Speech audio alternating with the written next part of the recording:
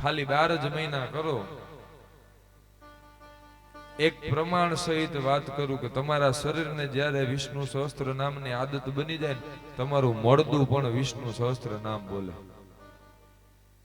અને આનું પ્રમાણ છે કે રામકૃષ્ણ પરમહંસ જ્યારે મૃત્યુ પામ્યા ત્યારે એનું શબ અગ્નિદાહ દેવાની તૈયારી હતી. શબને નવડાવવા માટે લઈ ગયા.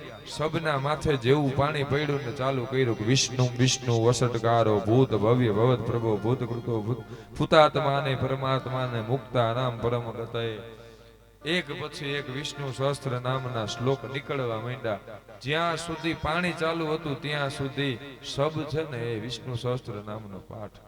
જેવા વિષ્ણુ સહસ્ત્ર નામના પાઠ પૂરા થયા એટલે સબ નિસ્તેજ. બધાને એમ થયું કે આમાં ભૂત આવ્યું, તો કે ના, તો કે એના ખોરિયાને વિષ્ણુ સહસ્ત્ર નામની આદત પડી. એમ આ ખોરિયાને એક વખત ભગવાનના નામની આદત પડી જાય તો આ જન્મારો સફળ ન કર, અહીંયા પાછા આવવાનું છે.